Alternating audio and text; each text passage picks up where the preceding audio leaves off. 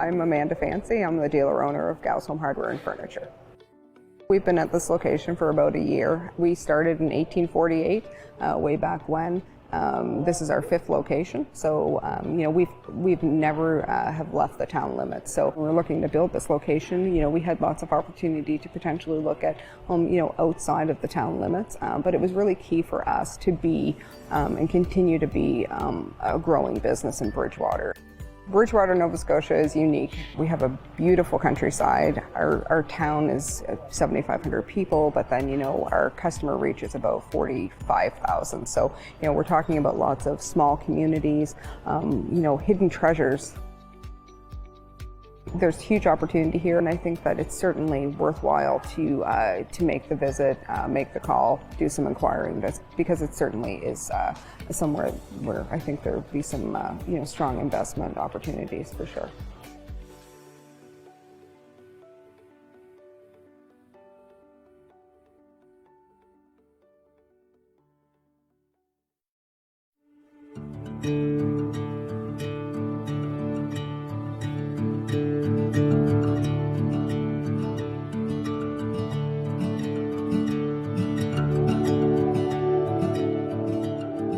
My name is Joey Richard. I come from Quebec, Montreal.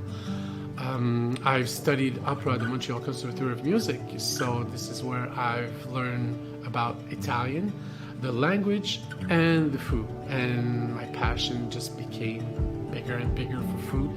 I've been cooking for 20 years, almost. I opened a family business, but the only thing I forgot is that my family is still in Montreal, so I'm like, I'm trying. I make new friends. I'm building this thing, but it is a family business here. My chef is like my brother. His wife is like my sister. So I recreated a family environment.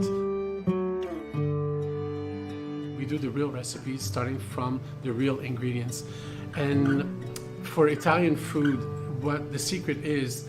Few ingredients and very fresh. So each recipe would be like 3-4 ingredients maximum. But it's just the best ingredients and makes it so delicious. If you think that it's impossible to have your own business, I'm the living proof that it is possible. People want us to thrive. We work together. So everybody helps each other. If you want to be part of a community, it is the community to be part of.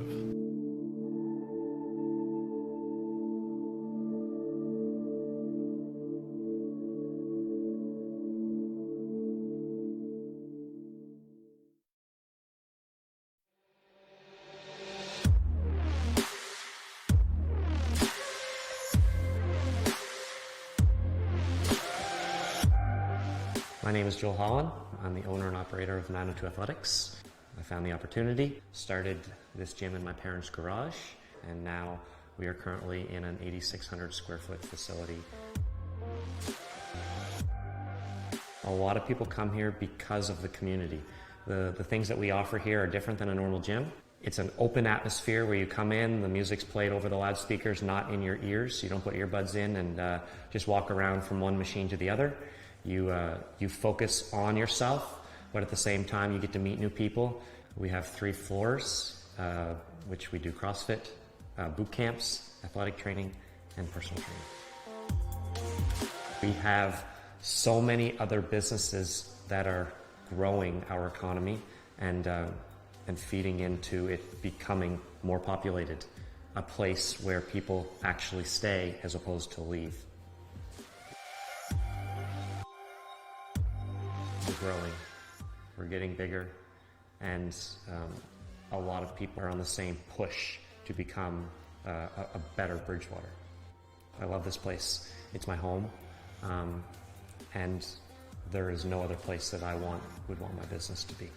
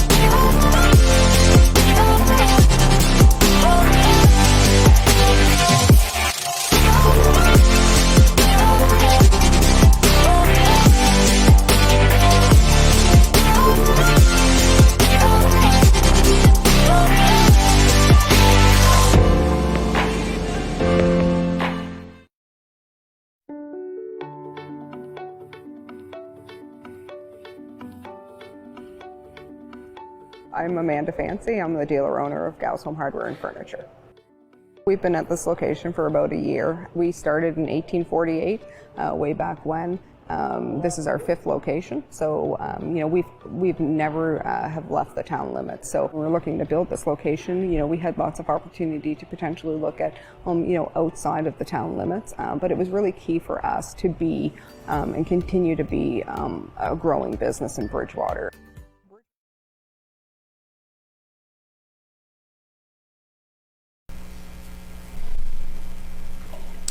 Good evening, everyone, and welcome to this regularly scheduled meeting of Bridgewater Town Council. I'll call the meeting to order.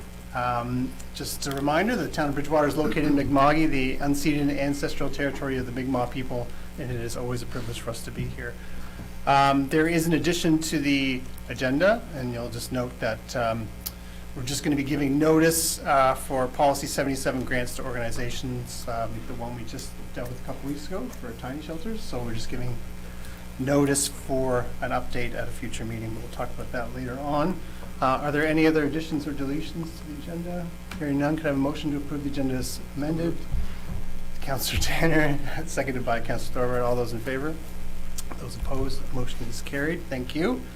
Full house today, for a very good reason. We just have a couple of items, housekeeping items to go through first, and then we'll get to that. Down to announcements. Are there any announcements from members of council? Deputy Mayor Frazier? Yes. Thank you, Your Worship. I just want to remind residents of Bridgewater, we back again this year from the town of Bridgewater. We're running the Best Decorated Home contest, and we have some great prizes, first, second, and third. Sponsors being Gow's Home Hardware and Furniture, South Shore Centre, third prize yet to be confirmed. So judging will take place around December 17th to the 20th.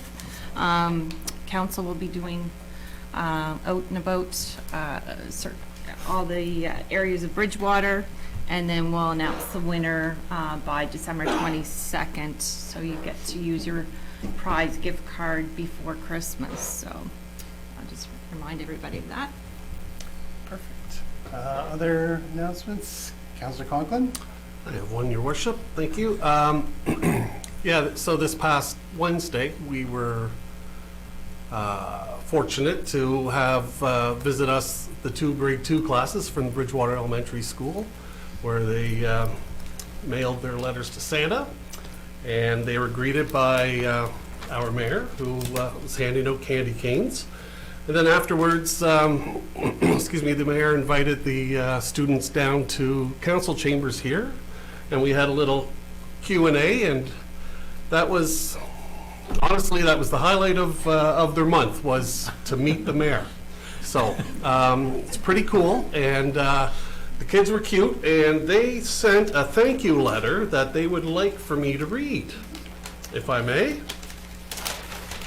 All right, so here we go. Thursday, December 28th, or December 8th, 2022. Dear Mayor, we had fun at Town Hall yesterday.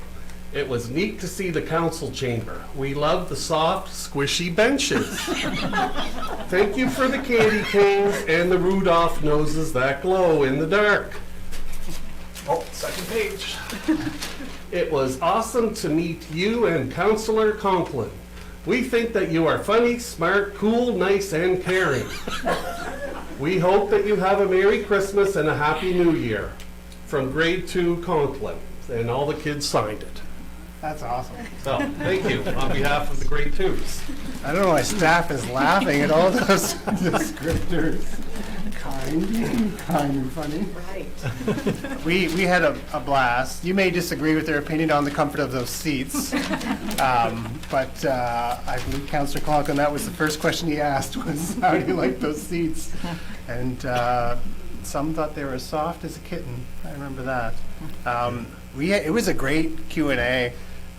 We asked what the name of this room was, and their guesses were quite good. So one of them was that this is the decision room, which I thought was a pretty good name. It sounds better than council chamber. So we might need to post that, like, meetings will be held in The decision Decision room. room, Yeah, because yeah. they were getting a little confused with council chambers and the Chamber of Secrets there Yeah. with Harry Potter. Yeah, different council. Yeah. Yeah. Any other announcements? I'll just share that on Friday I was invited to Filipino communities, our local Filipino communities Christmas event, and there were over 100 people there, and I was not aware that we have such a large Filipino community. 95% of that resides in the town of Bridgewater. They're medical practitioners, nurses. They work in all fields and trades. They love it here. It's a growing community, and it was a wonderful night. I really appreciated inviting. The food was amazing. But it just felt really good as we talk about our community becoming more and more diverse. And you walk into a room and there's 100 people just having the time of their lives, loving living where they are, and it was really something special. So just wanted to share that.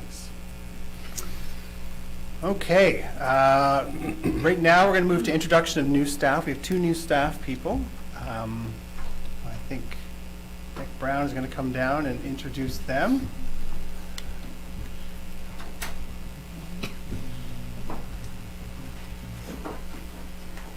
Thank you, Mr. Mayor. So it's a pleasure to introduce to council this evening 2 new members of staff. I'll introduce Tyler Gavis and Kelsey Gooden. Tyler's joining us as a fire inspector and Kelsey as the GIS specialist and planning technician. We're really happy, very happy to have them aboard. And I guess that's about it. Yes, it's a pleasure to have them both here tonight. Great. Did you have anything you wanted to share? Did you prepare long speeches? No speech. We have a 10-minute time limit, but that's okay. No? Yeah, well, welcome aboard. We're glad that you're both here. Thank you so much. Thanks. Thank you. Okay. Now, on to the fun stuff. Our next item on the agenda, we have a number of presentations to make, and this is for the Queen Elizabeth II's Platinum Jubilee Medal. And in a moment, Deputy Mayor Fougere is going to call down the recipients one at a time. What I'd like you to do is come down front, and I will give you your medal and certificate, and there's a pin, and then we can have a photo. And then if you have family members here or anyone joining and they want to also come up for a group photo, you can come down. They can come down, and we can do a group photo. And Patrick, you can take the photos, and we can make sure they go out to those. Perfect. I'm going to take this off for that. I thought I was being smart. It's cold in here, and I'm always cold, so I thought you can't just wear a hat in council chambers or the decision room. But if I wear a Santa hat, you can kind of get away with wearing a hat, and then I'm warmer. But not for this one. All right. So just before we begin, and the deputy mayor starts, this is not by any means an insignificant token that's just handed out willy-nilly. These medals are distributed to people who their peers or colleagues have noted, if you look at the criteria, they've played a significant role in their community and the lives of the people in their community. So I just want to say before we begin that not just the recipients, but their friends and family members should be extremely proud of the recipients. I know that we around this table, council, is very, very proud. So without further ado, Deputy Mayor Fougere. Okay. Thank you, Your Worship. So I call down Kevin Keddy.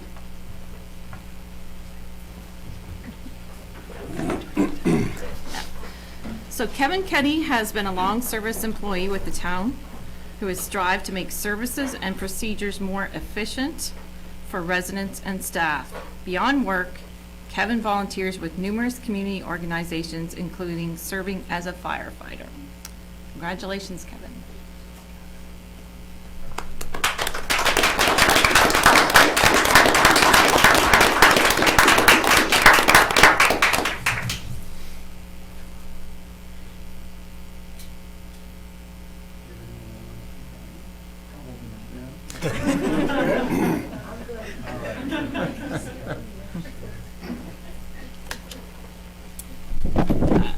Tim Legay.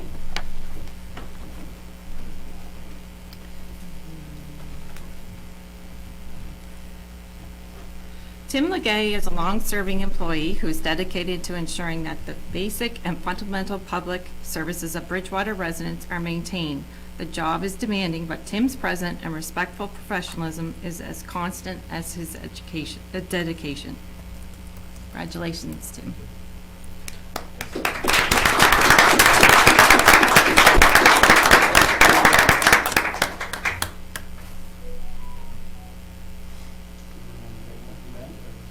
You good? Everyone's good? Nick Brown.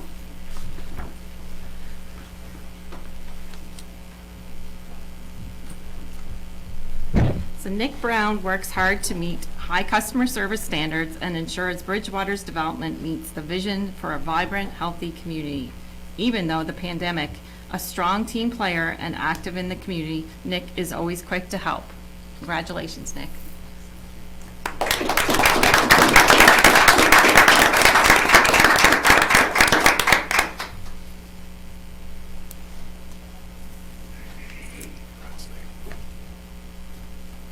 We have Lynette DeMontre.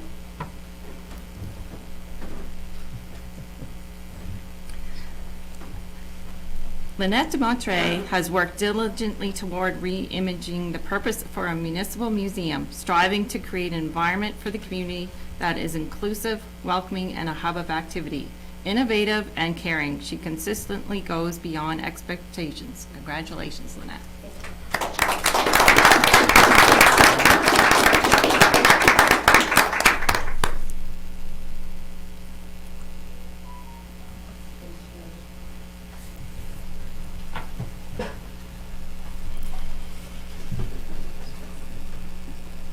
Thank you to all our recipients for your continued service to our community, and congratulations. We can, if you indulge your worship, a Go. shot of all four of them together. Yep, sure.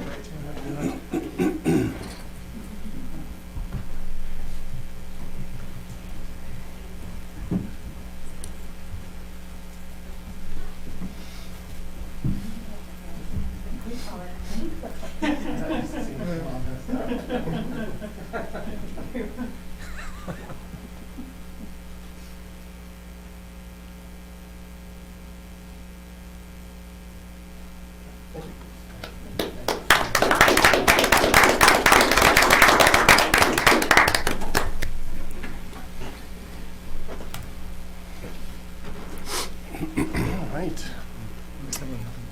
Now, moving on to the next item on our agenda, we have two delegations today.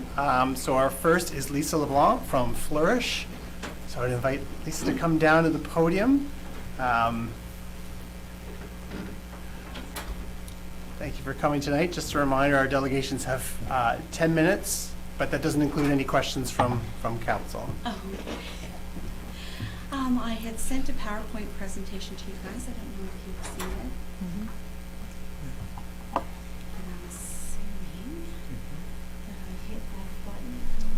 Yeah, just make sure you point this way because you see the reports on the laptop. A lot of people point first thing. So I point your way. Okay. Hi, and thank you for receiving us tonight. I'm Lisa LeBlanc, the Executive Director to the Flourish 55 Plus Healthy Activity Cooperative. The Flourish, I'm going to go, oh, there we go, whoa. Okay. Flourish relies upon membership and grants to fund the center. We are a board of 9. I've come tonight with our treasurer, this is Jason Savoy, and my vice chair, Karen Field. We have several programs at the Flourish Center that we feel is an asset to the Bridgewater area and the Lunenburg municipality. We have been very busy the last year. When I first started in the position in March, I came in and there was about 70 members. Now we have about 170 members, so it's growing exponentially every day. We have a lot of programs that we do, and Flourish is based on the idea of optimal health. And optimal health, we use the helpers model, which is the 7 healthy aging habits. We start off with having fun. Everybody needs to have fun. eating wisely, learning new things, participating daily, exercise often, rest and relax, and socialize. So we have many programs that we have that tie into all of the pieces of the model. We started in about 2014. We didn't start with programs that are actually in our own place until about 3 years ago. We're at 678 LaHave Street in Bridgewater, and we rent this space that we're in currently from the Farmers Co-op and Donnie Langell, who's absolutely amazing to us. So what we started, the reason why we started was Carol Ann Brown and Norman Greenberg had thought about what are the services that we have in the area, and they saw some gaps in that for the 55 plus. And Carol Ann's grandmother, she had lived and worked in the area her whole life, and after retiring wanted to give back, and was hard pressed to find a club or anything that she could kind of connect with to be able to do that. So so in came Flourish. So anyway, I'm just gonna go in here. So we have many programs at Flourish, as you can see, and since I've been in, I've created about 7 of those that tie in with our model. I think the most important ones that we have, well, they're all important, but I think the ones that we really give a lot of attention to are the Friends of Flourish. Friends of Flourish is based on, it's intergenerational. So people under 55 can come in, they can take part in the programs that we have, which are many. And because, of course, we rely on membership dues and grants to keep us going, you know, we do charge like a little donation of $2 for anybody that's under 55 to take part in some of these things. So the Friends of Flourish is a great program that absolutely kind of brings different generations in. The Buddy program is something that we work on with the Mental Health Foundation, and that is much more deep. The Buddy program helps individuals that are dealing with isolation due to the pandemic and the restrictions that were placed, and it kind of changed the way that people 55 plus interact with family. And of course, many people in this generation didn't grow up with computers, and so many are not user-friendly with computers and technology. So, you know, they've kind of missed out on a lot, and the isolation is very prevalent in this demographic. So the Buddy program, you know, people can come in and they can kind of integrate in their own place. So our volunteers, to which we have 30, and we would not be where we are without them. Many of them have been trained in mental health first aid. And so they'll sit down, they'll talk with the individual, give them a cup of tea, a biscuit, and learn their story and help them, assign them a buddy that helps them each time that they come in to, you know, get to know other members, introduce the programs, let them integrate into the center, into the community at their own pace. We have many referrals from mental health practitioners that do come to Flourish to help out for individuals that are dealing with mental health issues, disabilities, people that have been shut-ins due to isolation. So the Buddy program is a really big program for us. The tablet loan program, when I first came in, there were computers, but there was no lab. So we created a computer lab. We have 3 computers, and we have about 18 tablets. So the tablets we have on a tablet loan program for many people that don't want to invest or, you know, living under the poverty line and they can't afford it, they can come on in and they can loan one out for the amount of time that they'd like to. And we also realize that many in this demographic are kind of behind when it comes to technology. So we were able to partner up with ALO, and they're in with Nova Scotia Works. And they've come in and they've done a 6-week computer basics program, training on how to start it, right? Where do you go from there? And also social media. So they understand about Zoom and FaceTime and these types of things, so that they can utilize those tablets and their computers that they get, and they can have that communication, connection with family and friends, which is so integral, right? So along with our tablet loan program, we have a communication program. Many people fall under the poverty line, can't afford Wi-Fi, can't afford long distance plans.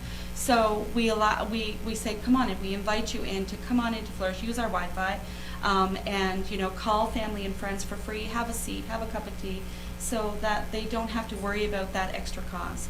We have Tech Aid come in every Tuesday. These are people, they're two individuals. One is in her 30s, the other one is in her early 50s, and they come in and they dedicate their time for people that may not understand why their computer doesn't start anymore, or how do they get here, how do they get there. There's a problem with something, so then they don't have to incur that cost, and we can help them with that. So there's a lot to our computer program. There's a lot of training and everything, trying to get people, where they need to be. We have a 3-part mental health and wellness program that happens every Monday. It starts off with mental health. We have practitioners coming in and talking about different things like anxiety, depression, medication reviews, grief and loss. Then we also have a share circle. We have an individual that's heading that up, working with me, that is a retired nurse and also has education and counseling. So we can have a share circle, and people can talk about what's happening in their life, and so that they get that communication.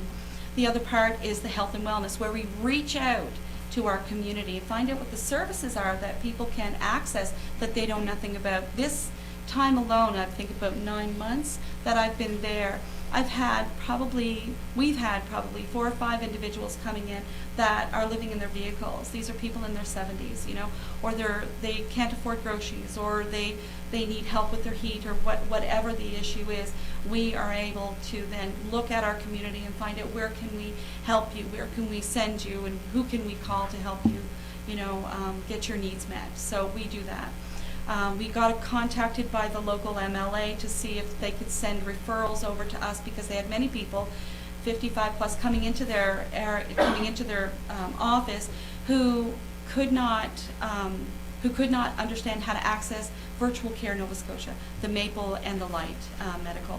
And so we said absolutely refer them to us, so they come on in and we get them registered, we help them out. They can sit there and wait until the doctor calls them. We can be there for them. So that's another thing that we're working on and that we work with.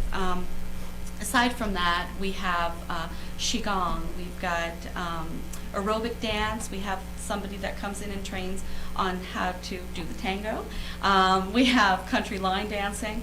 We have Crafters Corner. We have a wonderful guy that comes in, plays music, and people craft all day. It doesn't matter if you're doing diamond painting, crocheting, it doesn't matter what you're doing. So we do that. On Saturdays, we have a music jam. So we have a lot of older musicians that have lost their venue where they can play, that are picking up their instruments again. We have one guy who played with the Guess Who, and every Saturday they play from noon until 5.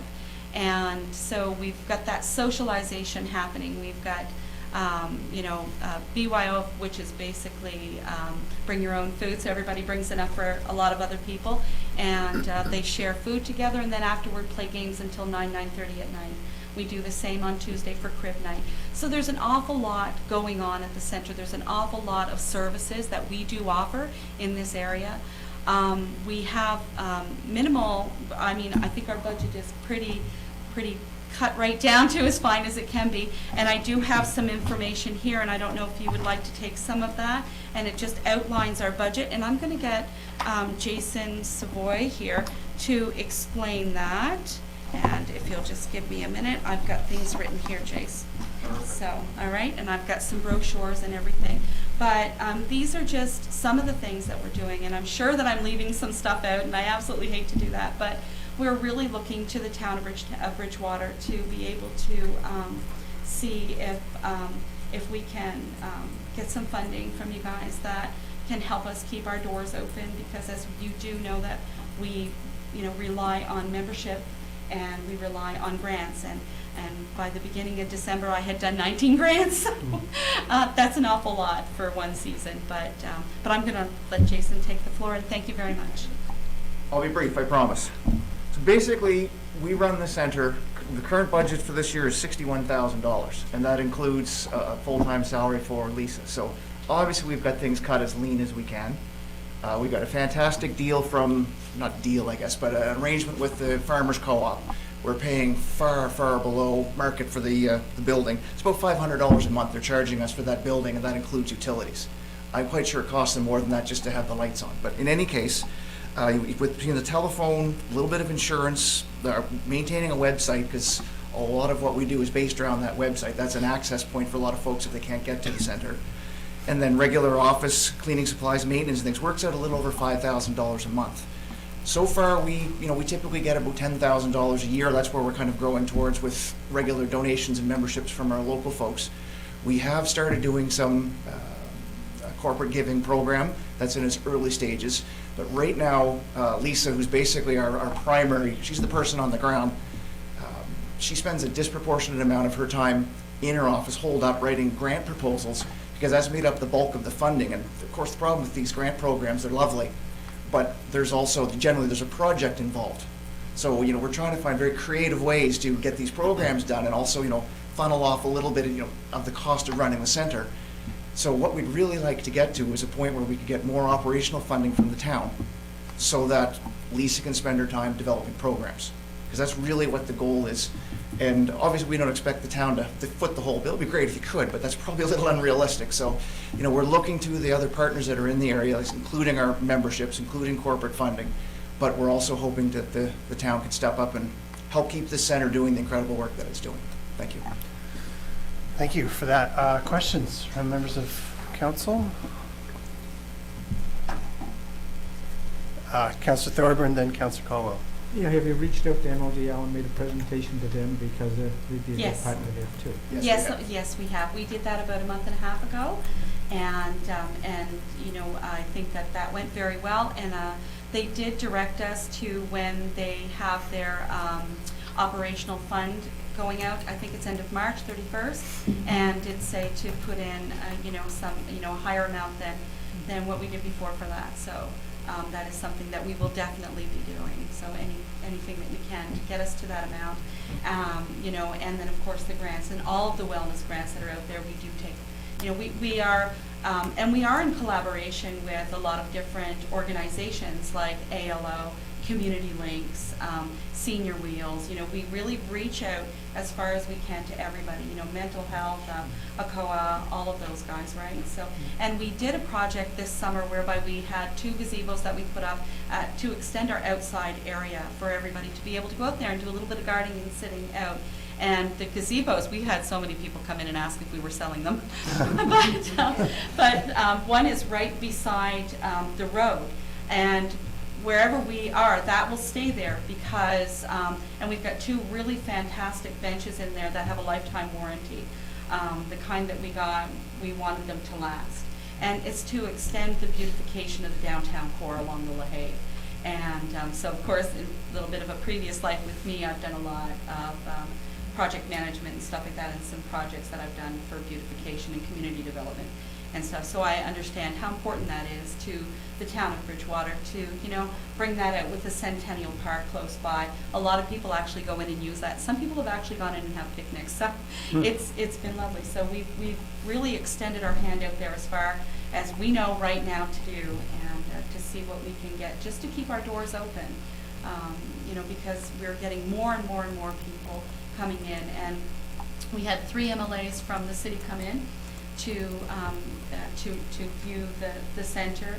They felt that it was like it should be a model throughout the province. They were really impressed, and we had Barbara Adams come, and she did a tour of the center. So that was to be on the minister's tour was really fantastic. So yeah, so we're extending our hand out there as much as we can and making sure that everybody knows who we are and the services that we offer.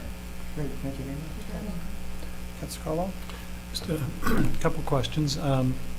You mentioned MLAs being there and the minister. Is there any chance for provincial funding, for core funding? And also, when you have people who are looking for housing or homeless, do you get in touch with South Shore Open Doors Association? Yes, actually, they are doing a presentation within the center in the coming year, and so I'm connected with all of those guys in Soda, like all of them, and they, right now we don't have our charitable status. We're not for profit, but we don't have our charitable status yet, and we're working on that. So that kind of makes it difficult, right, to get that other kind of funding that we're looking for, because you do need that charitable status. And so we're in the midst of building those policy manuals. We've got half of them. I've got half done, so to get the rest of it done and stuff. And and since coming in, along with the grant writing and the reaching out and the networking and the presentations, that we have had 4 projects ongoing. And, you know, so the Tech Bridge was one with the technology and branching out to our 55 plus demographic to help get educated in technology and how to work Zoom and how to work FaceTime so that you can connect, because we understand that isolation is a key factor in what's going on right now with that demographic. And so we really want to reach out and make sure that we give them the tools that they need in order to be okay mental health wise, right? So we are, if I answered your question, yes, we're there. Great. Other questions? Yeah, so I was going to ask about like a long-term, grants are great for projects, but some longer-term stable funding, especially from the provincial stream, would be good. So as we normally do when someone comes and makes a presentation to council, we don't make decisions the same night. We need some time to process it, and then we'll reach out if we have additional questions, and this will come back to a future agenda for some more discussion. I did bring the information on our financials, our hours of operation, my card, and some brochures. That's perfect. So you guys can take a peek at that. Patrick can take that from you. If you need anything, please do reach out and let me know, and I'll do my best to answer everything. Wonderful. Thank you. That was a for your fantastic time. I appreciate that presentation. so much. Thank you. That's great. Down to our next delegation, we have Art Fisher and George Birani coming down from the Family Service Association Western Nova Scotia to talk about 641 King.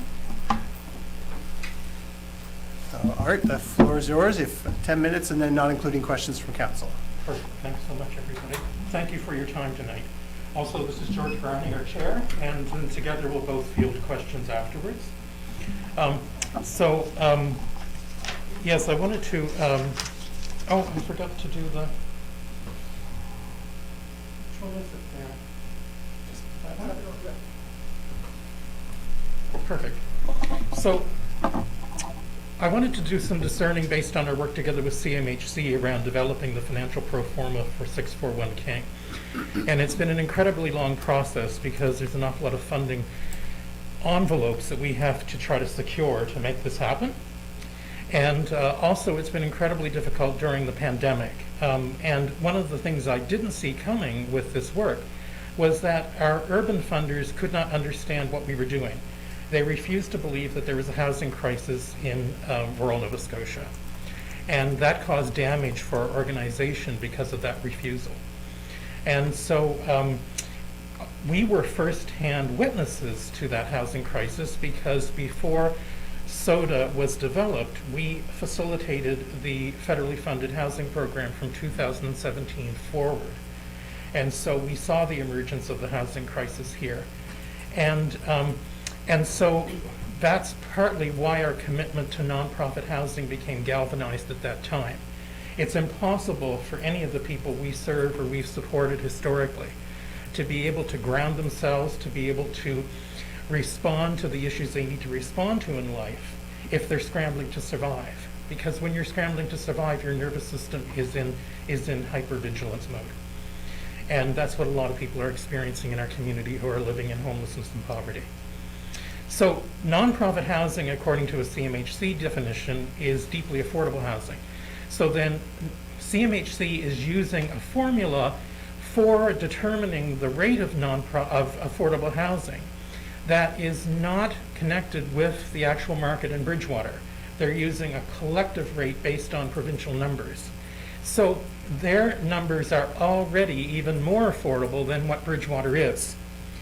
So what we've been trying to do then is work with them to develop a pro forma that provides apartments and units, housing units, at 50 to 60% of the market rates they use, which is even lower. That would be probably like 40% of the local market rate.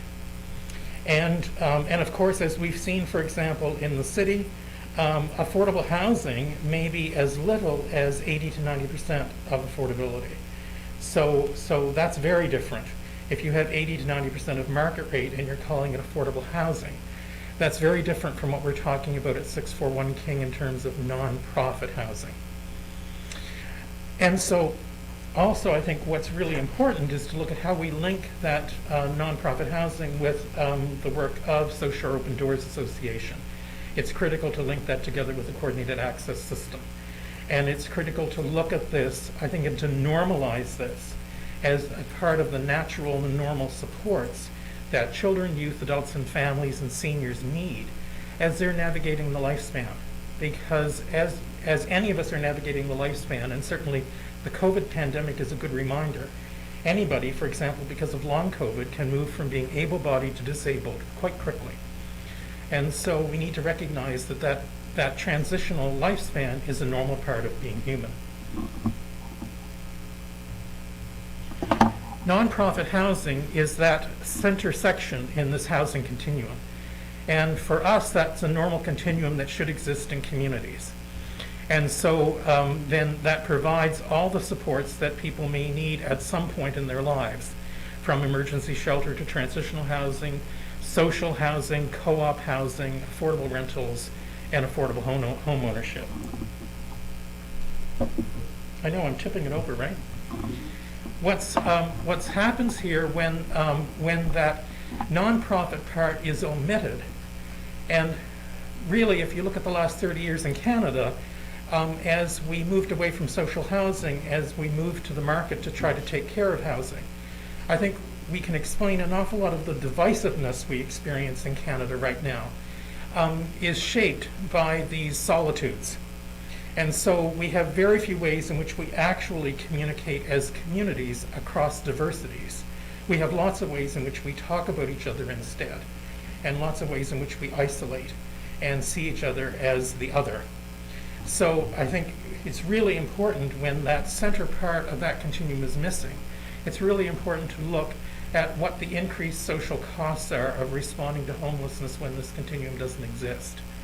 And, you know, I guess because of our long work experience in supporting children, youth, adults, and families, sometimes it's been incredibly shocking to me when our social service system, when the provincial government system, for example, will refuse to contribute perhaps $500 a month for a youth to be housed locally for, say, 3 months while they're needing support to move forward, would refuse to do that.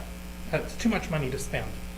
And what we've had to do as an agency in the past, in response to that refusal to spend, say, $500 to $1,500 to house that youth for a little while, what we've had to do instead is then take that rural youth to an urban shelter, and then we know what's going to happen is that's going to increase the risk of human trafficking. And in more than one situation, we've had to rely on Operation Come Home based in Ottawa to actually find a youth in a place like Montreal and bring them back to Nova Scotia safely. And so that's just one example for me of the incredible social cost, the unnecessary social cost of not working together to provide supported and affordable, safe housing across that lifespan. Those are wooden models that we did to create massing models this summer. We needed to work together to know how we could provide as much affordable housing as possible within that space.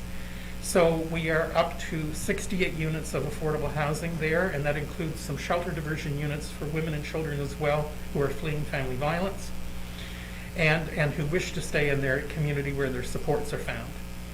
Together with 629 King, the Rofi building, that makes 71 units on that site. So, as I think what's really important with that kind of site is to recognize that if you think of that continuum and you think of the polar opposites in that continuum and how much that continuum could be more helpful if it was a coordinated piece where we've worked together to develop it. A site like 641 King is not simply affordable housing. It's also a site that welcomes the community in. So it's also a site that's as much for the community members in the neighborhood as it is for the people who live there. And so I think we really need to pay attention to these types of nonprofit housing projects. I think in order to be successful, they're also civic-minded projects, and they provide cultural spaces. So this one, then, we're looking at working with Federation of Canadian Municipalities to make a net zero energy project. And that also supports the work of Energize Bridgewater to demonstrate that we can actually produce housing that produces as much energy as it consumes through solar and through geothermal well and through passive solar level of insulation standards. Also, as I mentioned, shelter diversion and 71 units. Also, we're doing a 50-year commitment to nonprofit affordable housing. So that would be as long as the CMHC mortgage. And why is because some of these projects can be as little as 10 years of affordability, and then they can revert back to the market. So why have we even done this work in the first place? There will be ground floor and rooftop indoor and outdoor cafe services for the community and for residents. And on that north eastern corner, a 5-story public gallery where we could look at all the social functions that could happen there in terms of bringing the community together.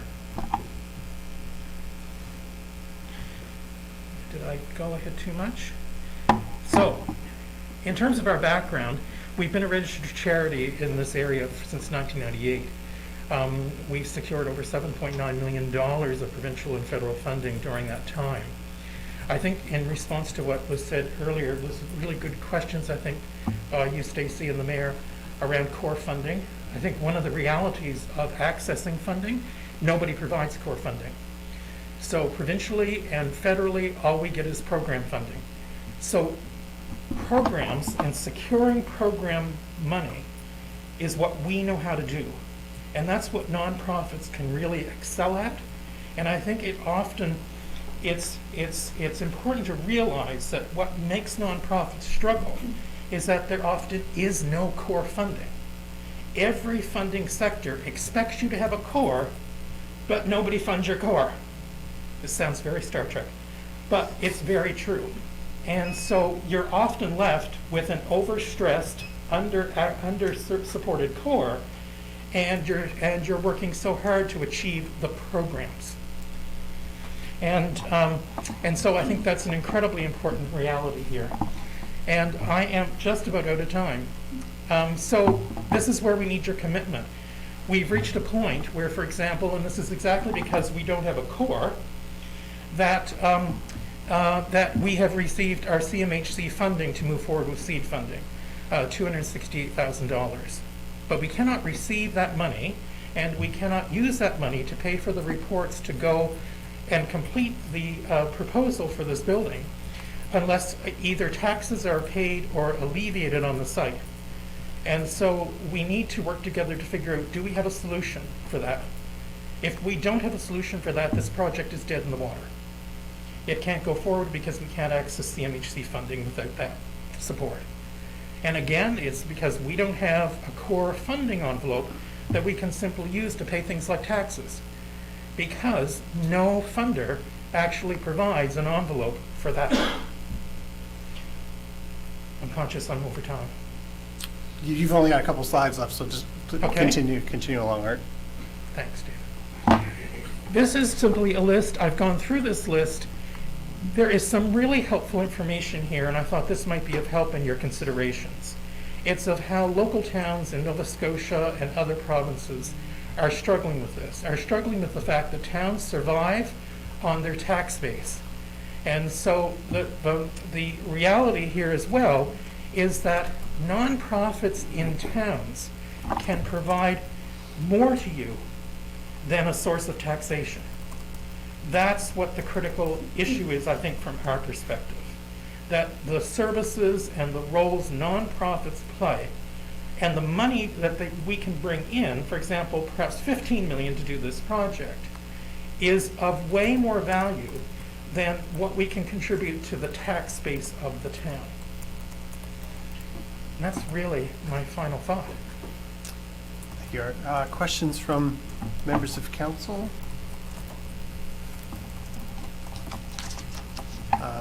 My question was around the this is a non-profit. We already have a mechanism for a grant in lieu of tax or alleviation of taxes for non-profits, right? Yeah, So we do. it doesn't, if it was registered as a non-profit, then that would qualify Yeah, under you our have policy, you right? have a bylaw that provides criteria in terms of what they Right. would have to meet, like providing a service or something that benefits the town or that Right. the town would be expected to provide. And Okay. then you list them in your bylaw, which organizations you exempt from property Okay. tax. Right. Okay. And also fitting with those guidelines, because we went through them with 629 King. The 641 King site has been used as a youth work trades training site. And we secured, and again, I relate to the story of writing grants, but we secured $170,000 to do all the remediation inside that building with youth. So the site's been active. It hasn't been, for example, just vacant.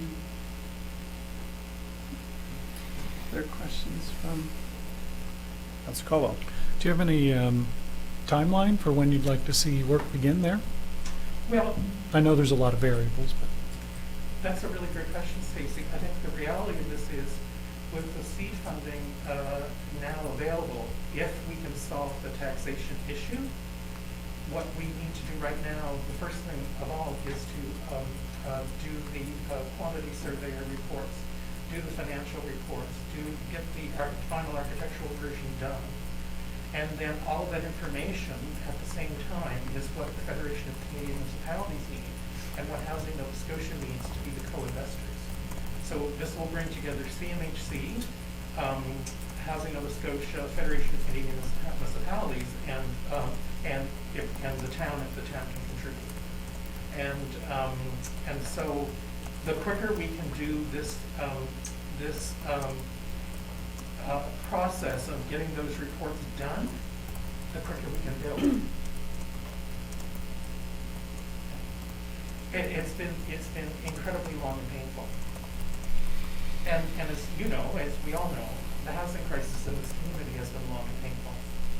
And we need solutions, and nonprofit housing is one of them. Not the only one, but it's a critical one. Other questions? I interject and just add that the fact that CMHC is providing seed funding is a commitment from them. It's indicative of what they think of the project. They like what they see. They usually don't provide seed funding to do the next step unless they are convinced you're going to deliver something to them. Well, and they've been very excited to move it forward because they're very conscious in terms of that question about timing. They've been very conscious that if we can just get the reports done, we can move this project forward. I'd like to meet the person who thought there was no housing crisis in rural Nova Scotia. Do you know that person has been a source of trauma in my life? It was very disabling as a worker to get that kind of response from the managerial system in Halifax. Yeah, we've been facing a housing, well, you know, I don't need to tell you. Any other questions from members of council? So this will be something that council brings back to well, this is our last meeting of this year, so early in the new year for discussion. We have questions, we know where you are, and then for more deliberation and an answer for you. Thanks, everybody. Thank you. Are there any other members of the public who wish to address council at this time on any other matter? Not seeing anyone. All right, we'll go down to minutes. The minutes from the November 28th council meeting are there. Any errors or omissions? Hearing none. Motion to approve the minutes is circulated. Councillor Tanner, seconded by Councillor Colwell. All those in favor? Those opposed? Motion is carried. Thank you. We're down to planning items. 102, 108 Aberdeen Road and 14 Hurdle Drive. Void development agreement.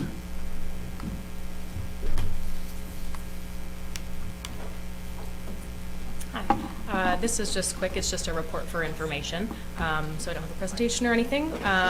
A development agreement was approved by council on December 13th, 2021 to permit maximum of 35 units as a collective development on a single lot located at 102 and 108 Aberdeen Road and 14 Hurdle Drive. Development agreements include clauses about them becoming null and void, and so the one that relates to this is that development agreements state that the property owner shall sign the agreement within 180 calendar days from the date of the appeal period lapse. And if they do not, then the unexecuted agreement will be null and void. So that was the case with this, so the 180-day period has lapsed. Perfect. Great. Any questions? Councillor Colwell? Do you know what, if anything, the developer has planned for that site now? We don't have a new application. There's been conversations, but we don't have anything from them. Any other questions? Okay. No actions required by council? Okay. Perfect. So on to our next item, which is application for development agreement for 388 King. This is a public hearing, so at this time I will pause our council meeting and call our public hearing to order. And I'll note that all public participation, advertising, and statutory requirements have been met. So we will start with an overview by the planner, and I'll turn it back over to Mackenzie. So an application was submitted by Black Bay Real Estate Group for a development agreement to construct a mixed-use development containing 71 residential units and ground floor commercial at 388 King Street. The property is located on King Street on the riverside between Dufferin Street and Maple Street, and it's across from the Economic Center. It's zoned as Historic Downtown Commercial, or C1 in the land use bylaw. The surrounding zoning is more Historic Downtown Commercial, which is shown in pink on the map, downtown residential, park, and there's some single unit residential and institutional nearby as well.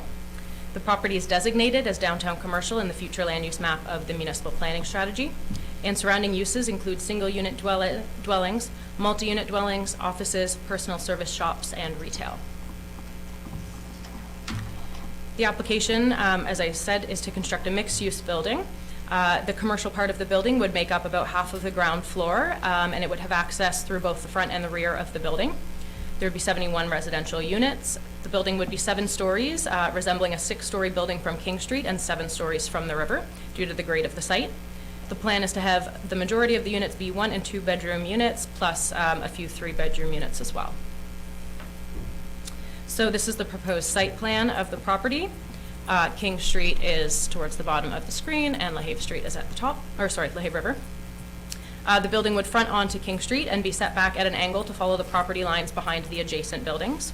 And the driveway would be located on the north side of the building and would lead to underground parking.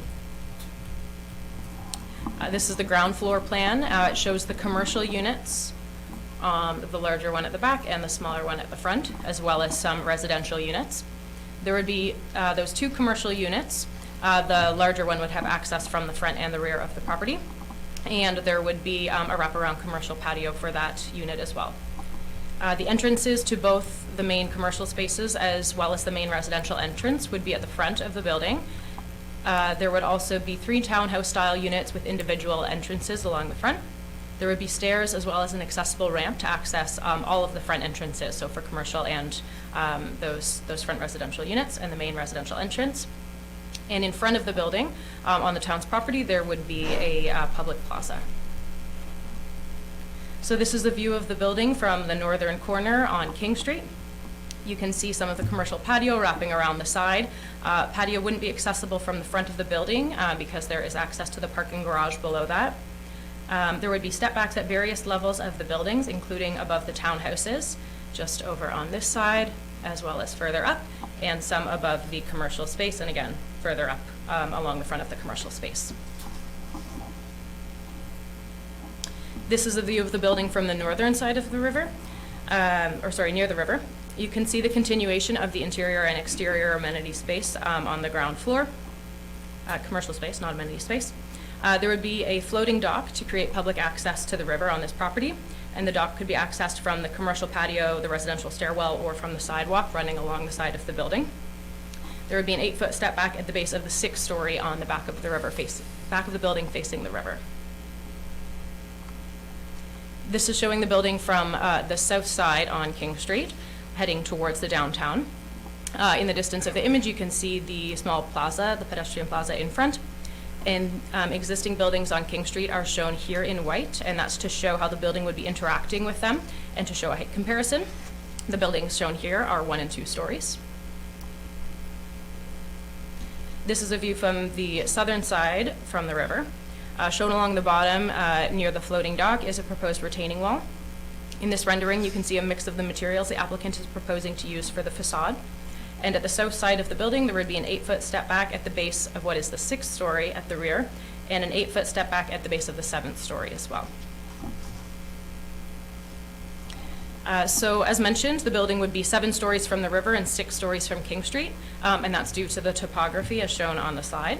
There's about a 16-foot elevation change moving up from the river to the street, as well as an additional 16-foot elevation change on the adjacent property that's adjacent to King Street. And that building is the one that's located in front of part of the proposed building. This elevation was considered in the design of the building, including for flood mitigation. So in order to be deemed suitable for mitigating flooding, the floor of the basement had to be constructed at 5.65 meters, and the architects were able to design the building so the ground floor commercial could still be at street level, which you can see right over here on the far side. And that's important for creating an interactive streetscape, while the rear commercial space would be accessed by stairs and a ramp. This elevation drawing also shows the change in grade along King Street from one side of the property to the other, and you can see that on the dotted line at the bottom. This elevation drawing shows the front of the building on the left and the river on the right. The overall building height along King Street is approximately 62 feet. With the inclusion of the step backs, the front of the building has various heights. The first 2 stories where the townhouses are located are approximately 23 feet in height, for example. The first 4 stories of the building are approximately 43 feet in height from the front. And the overall building height from the riverside is approximately 74 feet from the bottom of the basement parking level. A traffic impact study was reviewed by the town's engineering department. It found that the nearby intersection of King Street and Dufferin Street is operating at an overall acceptable level of service, and that there is vehicular capacity on King Street. There's only a sidewalk on the opposite side of the street, but there's a signalized crosswalk, and the applicant has proposed to extend the sidewalk in front of the building. There are also appropriate sight lines from the proposed driveway location.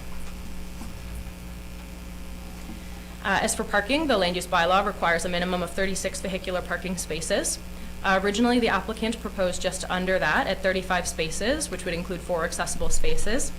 After first reading, based on council's comments, staff spoke to the applicant, and the development agreement now includes a requirement for 10 additional off-site spaces, and those would have to be within 259 feet from the building along the most direct pedestrian access route. And this distance and wording is taken from the land use bylaw. So that brings the parking up to 45 spaces. The 35 on-site spaces would be located underground. As would bicycle parking, the land use bylaw requires 36 bicycle parking spaces, and they are proposing 41. This property is located on the LaHave, in the LaHave River Development Agreement area, so a flood mitigation report was required.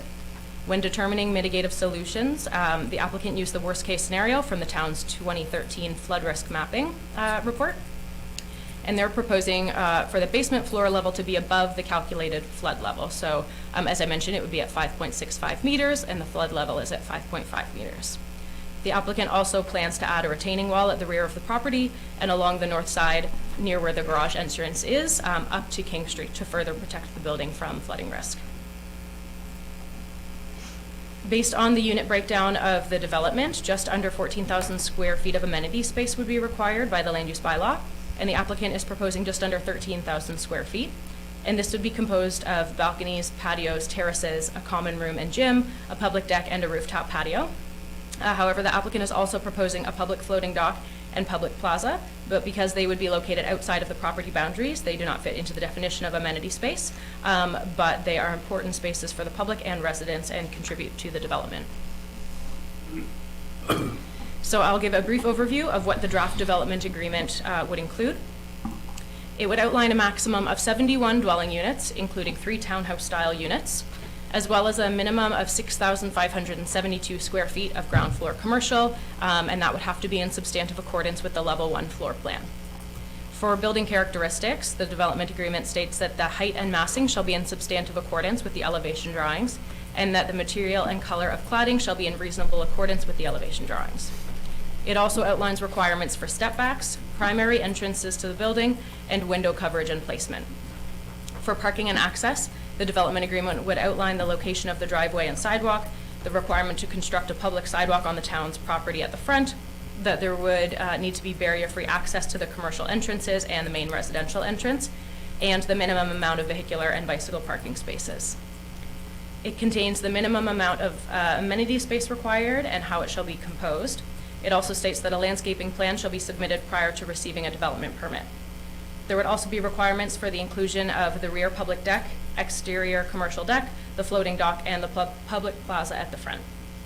Lighting would have to be sufficient enough to provide safety and security, and the development agreement highlights that lighting for the sidewalk heading towards the floating dock is required. There would also be clauses about maintenance, solid waste, servicing, and stormwater management. The development agreement would state that flooding mitigative measures would be required as outlined in their flood mitigation plan, and that an erosion control design report would be required as well. And the substantive matters of the development agreement would be the permitted use and the height, massing, and step backs as per the development agreement schedules. A public participation meeting was held on January 19th. 13 members of the public attended, and the following were the main points of conversation.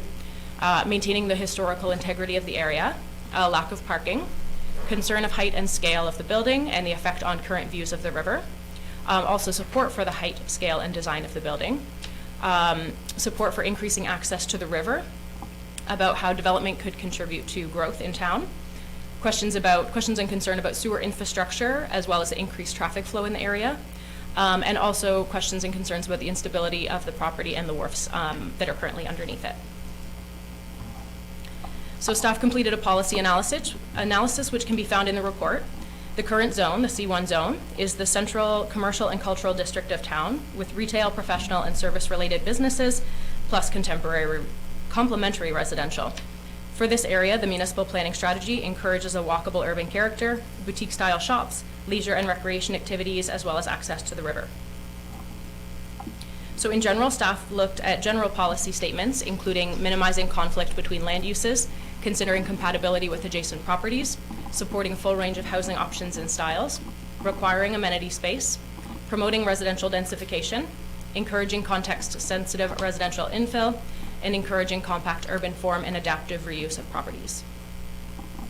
There are some specific policies for multi-unit buildings in the C1 zone, and these policies are about encouraging attractive commercial development, regulating design and appearance of commercial development, that buildings have to be a minimum of 2 stories high, that strong consideration is given to the urban design requirements, and that buildings require an architecturally distinct base and top. For policies specific to developments in the LaHave River Development Agreement area, policies include flooding and erosion risks are reasonably mitigated, that no development where flooding presents a risk or hazard to people and property is permitted, that there's general consistency with the downtown and waterfront master plan, that buildings should integrate with the existing streetscape as well as the riverscape, and promoting access to the river. Finally, there are some infrastructure-related policies, which are to require parking, ensure stormwater flows are not higher than current peak flows, require that there's adequate infrastructure, that there's appropriate site access, to consider adequacy of active transportation, and to consider environmental aspects. So all of policies have been met. So staff recommend that Town Council for the Town of Bridgewater give second and final consideration to the proposed development agreement and enter into the development agreement for the property located at 388 King Street. Thank you. Any questions from members of council? Councilor Thorburn?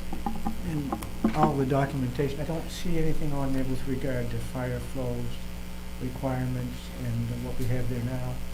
If that building were to be fully involved, how many gallons per minute would be required for firefighting? I don't have that information, but we do have a requirement that fire flows have to be met, and that's included in the development agreement, that there has to be adequate fire flows, and that work is done at the detailed design phase after the development agreement. No, I just didn't see anything there. It seems strange. Yeah.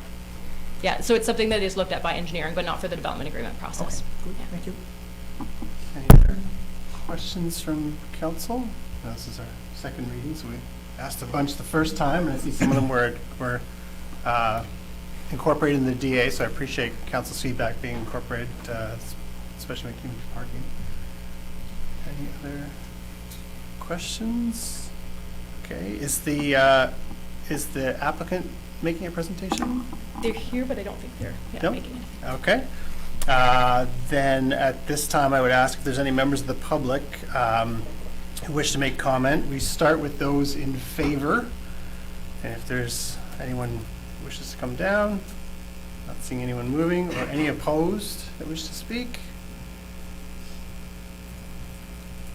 Okay, then what I will do is I will close this public hearing. We will return to our council meeting, and I will ask for a motion from a member of council. Councillor Thorburn.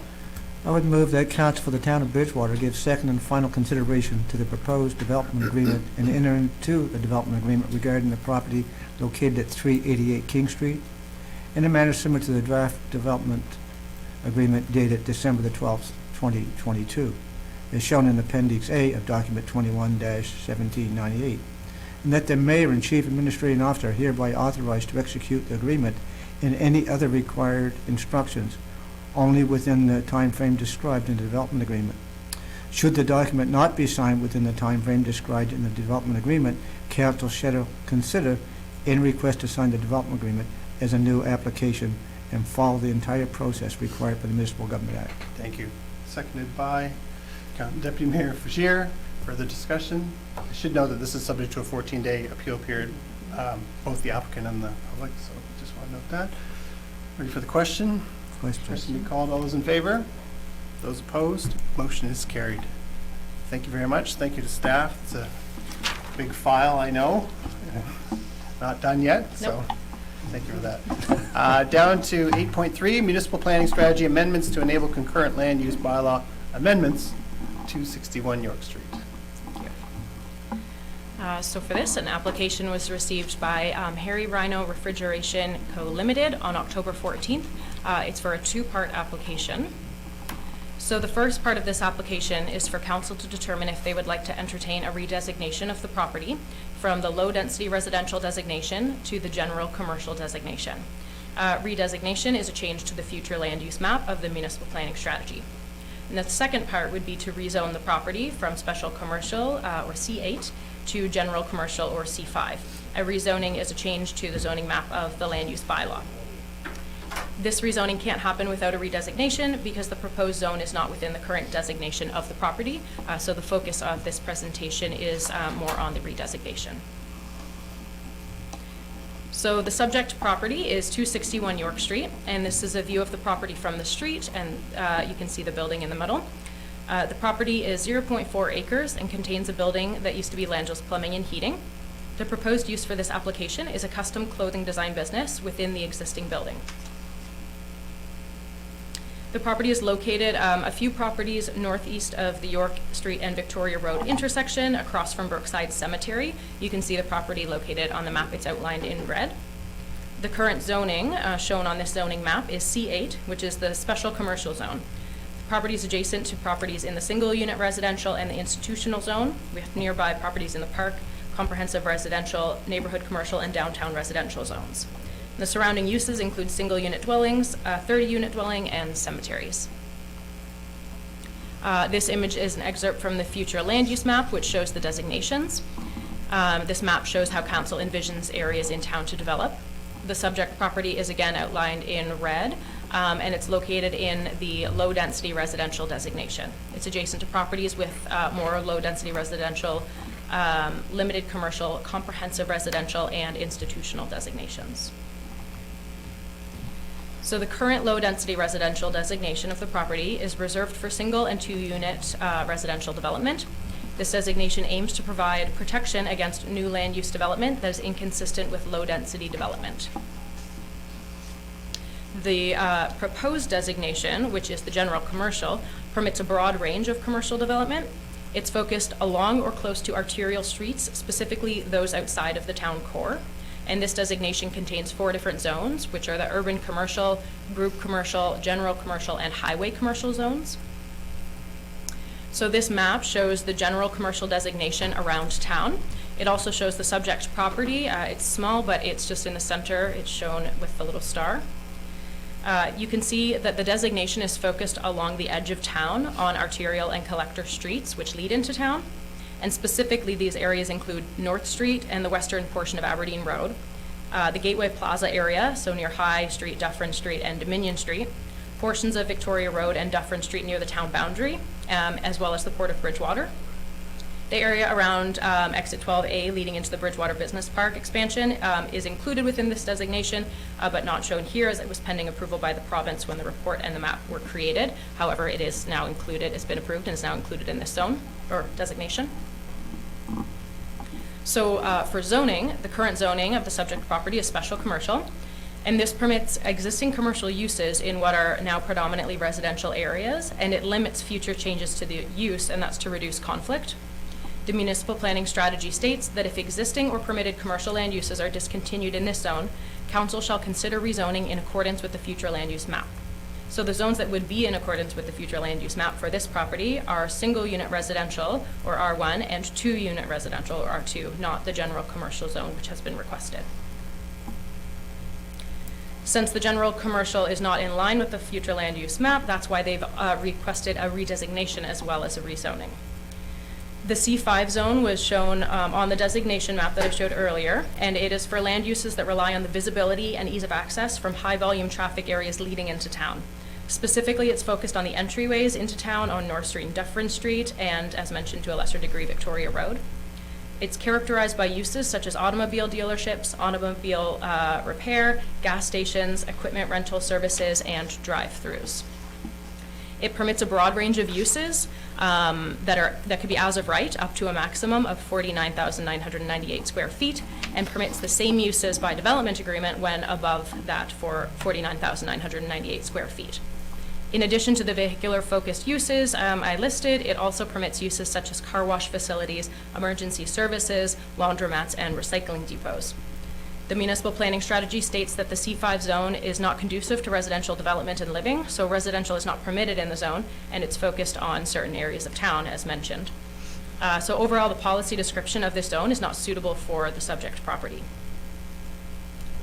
Although some of the uses permitted as of right in the C5 zone are suitable for the subject property, such as a clothing design business, many are not, and this needs to be considered when analyzing an application for a redesignation and rezoning, because once a property is redesignated and rezoned, any of the as of right uses would be permitted, not just the one use that's proposed for in this application. Also, if redesignated, it's possible to rezone to any of the zones within the designation, not just the C5 zone, which they are seeking, and then any of the as of right uses for those zones would be permitted if it were changed.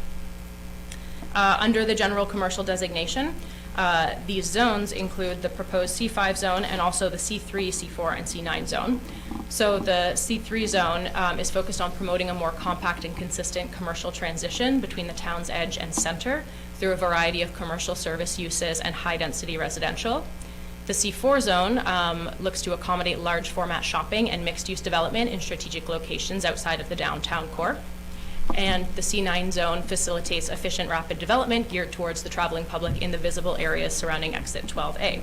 So overall, the property is not appropriate for the intent of these zones, which fall under the designation they've sought. As mentioned, the proposed use is a custom clothing business. Under the land use bylaw definitions, this use could be considered a retail sales or a craft workshop. In the current zone, the C8 zone permits the use of retail sales, however, not for this property because the use is specifically limited to 1,000 square feet, but it has to be on a corner lot of arterial or collector streets, which this property is not. However, the current zone does permit the use of craft workshops, so the use being sought could be permitted without a rezoning or redesignation on this property, but it would need a development agreement. And the applicant is aware of this as an option, but they're not interested in a development agreement, hence the application for the redesignation and rezoning. The purpose of a municipal planning strategy is to provide a statement of policy to guide development of a municipality, and the MGA states that a municipality shall not act in a manner that's inconsistent with the municipal planning strategy. And based on what's been presented here, the description of the general commercial designation and also the general commercial zone in the municipal planning strategy are not consistent with the subject property. So therefore, staff recommend that council refuse the requested policy change, the designation, and maintain the existing designation. Council does also have the option to initiate the application for the concurrent redesignation and rezoning, or to defer a decision and refer back to staff. Okay, thank you. Questions from council?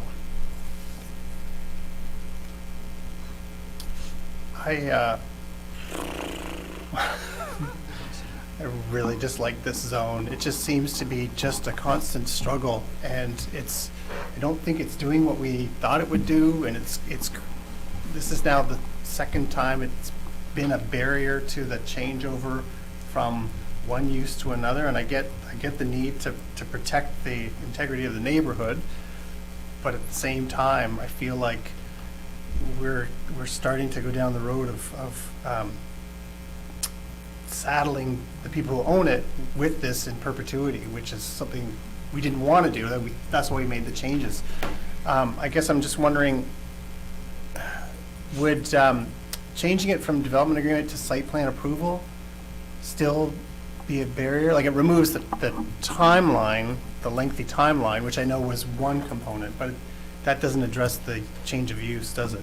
No, so I can't comment on this very in-depth, just because that was a very complicated process that we went through the last time to permit a certain list of uses by development agreement. So I would have to go back to my report to look at all of the rationale for that. But based on a lot of factors, when staff came forward with that option to kind of expand the C8 zone to permit more things, it really did only make sense to do it in the form of a development agreement, and staff looked at a variety of different uses that were permitted that made sense, and that's kind of how we got here. So staff is looking at this zone again to determine what perhaps before the plan review process, because that will still take a little while. Staff are looking at what to do with this zone because there are restrictions, but right now the policy says that if a existing commercial use was to stop, then it should revert back to the future land use map. So It just seems so, like, there used to be trucks coming and going all day. It was quite busy when it was Langell's. I'm struggling with why retail sales that would arguably have perhaps fewer vehicles coming and going than it was when it was a very busy plumbing and HVAC place. I'm just struggling with why we wouldn't just move this forward to. So it wouldn't actually be permitting retail sales in this. So if it were to move forward, it would be looking at a redesignation. So that actually permits a lot of uses. If you look at the report, there's a list of many uses that are very car-oriented or potentially could have negative impacts on the surrounding residential area, like recycling depots or car washes or gas stations. So although a custom clothing design business could potentially make sense in this area, that the route that the applicant is trying to go with the redesignation and then a rezoning would open up a lot more uses in this property. So that I understand. I'm just trying to find the balance between the two where we're not really preventing, because I feel that's what we're at the point now. We're actually telling someone they can't do much with their property, short of making it residential or keeping the use the same. Councillor Conklin. Excuse me, I'm just curious, like, what would be their best route then to go if they wanted to turn it into a retail location? So the development agreement route, they don't want to do that because they are intending to sell their property, and they don't believe that having a development agreement on that property would be conducive to selling it. However, that is the option that they would have to go to have that business on that location. Yeah, and there could be other zones that might make sense there, but based on the future land use map, that looks at residential zones in that area. Other thoughts or questions? Councillor Caldwell. I agree. It's good that we're looking at changes to this zone because it is, it's problematic. We've seen this before, so it's good that we'll consider changes to that. But I guess in the meantime, it sounds like we don't have any choice but to hope that the applicant wants to go through a development agreement process. I'm not sure if there's more other suggestions. I'm happy to hear them. Well, the other suggestions open it up to just general commercial, right? So that doesn't sound like right. So this opens a big door. Yeah, I wouldn't be amenable to that. We want to open the door a little, not all the way. Were you going to say something? No. I was really hoping you would. Sorry. Mackenzie, I think I may have asked this the last time you were here when we talked about the other property, but what is your timeline for working through changes to that zone and kind of hoping to fix the issue we face, I guess? Yeah, I don't have a specific timeline. So then, when the last application, we didn't really have anything in mind. We weren't actively working on it, but staff has begun to actively work on it over the last little while. So I don't have a timeline necessarily, as we're still in the early stages. So we did actually do a check-in with council not too long ago, where we brought forward some of the issues that we were looking at, like the affordable housing. This was listed as something as well, right? And at that time, council decided, given the other priorities with the affordable housing amendments and looking at the definition of affordable housing and incentives, that we would, and I believe this one was kind of put to the side, as well as looking at the industrial zoning area that we have on York Street as well. So it doesn't mean that council couldn't move that back up to the front, but other things would have to move down the list to make that a priority, in terms of looking at what could be done to that zone to make it a little bit more conducive to other types of complementary commercial uses. Yeah. Right? That's the issue. Yeah.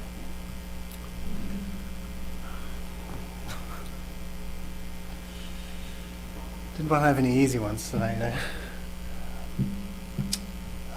Well, we have a couple of options. The recommended option is to refuse the request for the amendment. There is an option to direct staff to initiate the application, or there is one for council to defer a decision on the policy change outlined in the document, refer to staff for additional information and report. So those are three of the options available. I'm all ears for any others. I guess I'll just keep talking. Well, I'm trying to hope. I'm hoping that something bubbles to the surface. I'm speaking for myself. I'm not really prepared to just flat out say no, we're not going to change it. But I understand you can't. I'm not prepared to open up the switch to general commercial, because that just, I think it does open up Pandora's box, and then we can't close that. So I am concerned that we have a number of properties, 2 in the last few years, where the situation that has come forward is the inability to sell a property, which because of the zone. And I'm worried that if we're getting in the way of people selling a piece of property, that's not good. And not saying this is, I'm just pulling this out of the top of my head, this is not specific to this site, but what happens if someone had to sell this and it was to pay bills, or to they had another business and they had to pay their business loan, the only way to generate that income was to sell this property, and they couldn't because the town through this zoning was getting in the way? Like, I'm concerned, and again, that's not what's happening in this one. But then what do you do? And we don't have a mechanism for that, right? It's the DA, which is months. And so does the applicant want the opportunity to sell the property for any use that's allowed in the general commercial zone? Or are they just looking for more flexibility in terms of removing the development agreement process from what's listed there now? And because that, like, from a buyer's perspective, it creates a lot of uncertainty, and it adds a lot of time to any land transaction, right? Because most people wouldn't want to buy the property not knowing that they could do what they want to do. So you got to do public hearing, planning reports, all that stuff. So, like, as the mayor mentioned, site plan is a tool that was put in place to allow us to address those things about how it fits on the lot and landscaping and parking and all that stuff. Like, there's some things we can't get at, like hours of operation and those types of nuisances that might come from putting a commercial use in between 2 residential. But it was a tool that was brought in to give that a little bit more flexibility to how we control uses that we don't want to necessarily just allow with some standard basic things. So is that something that could be considered? Like, if council were to say, we're not happy with the zone, we're not willing to just redesignate and rezone, because that brings a whole bunch of other concerns and issues with it. But maybe there's that middle ground of looking at if it's a site plan or a different tool that we use to give some flexibility there. Is that an option if we were to, council were to say, let's defer that back and, well, this application and the request, black and white, no, but we want you to look at other tools. So it's an option to look at it. So I'll just address a couple of things that you had mentioned. Talking about the restrictions of the zones to sell, but I would like to point out that like all zones have restrictions, so it is it has more options than other places do. People could purchase it and turn it into a single or 2-unit dwelling, or a craft workshop, which is the proposed use. You're asking about what use they want to do. They're looking at a custom clothing design business. Although that could change if they were to rezone it, it could be something else, but that could fall under a craft workshop. So what they want to do now, they would have to go through a development process, but they could do it without selling it. And so for the site plan question, I'm not familiar enough. That's not something that I looked at for this, just because it wasn't the request. So I would say there's the option to defer to staff to look at that as an option, but I can't guarantee what that option would be, just because a lot of thought did go into the C8 zone in the past, and we landed on these as appropriate uses through a development agreement process. So it would end up kind of revisiting the whole C8 zone, and then I guess as I'm speaking, that's kind of that's what staff is just about to do anyway. So perhaps that's something that staff looks into when looking at the C8 zone in the future, is what options exist with site plan approval, rather than focusing on it as a site-specific kind of use or amendment, because it's ideal when it's not a site-specific use, whereas we would look at the whole zone.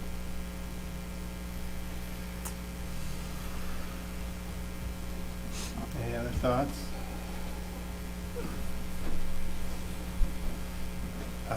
I guess for me, I'm leaning towards, what was the last one? Deferring a decision of the policy, like, till we get more information and figure out, because you've done some of it, you just listed all the priorities that council wants staff to do, which a lot of those have been done, some have not been done yet, right? So We're working on it. right, Yeah. some we're working on, and I don't want to, I guess for me, I need to know an updated status of where we are on those.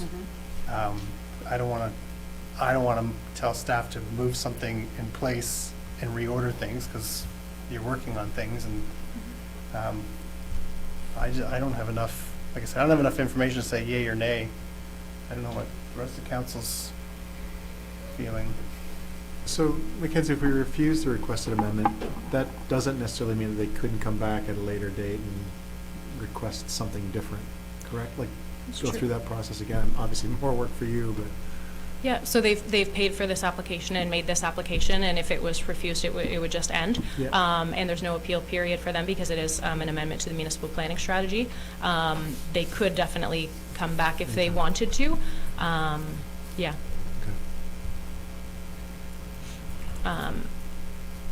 Yeah, Councilor Cole. Yeah, I think maybe at this point deferring it might be the best option, but it would be nice if we're in a position where we may reject requests. It would be nice if the applicant was here so that they could address us and we could ask questions to see if we can get on the same page.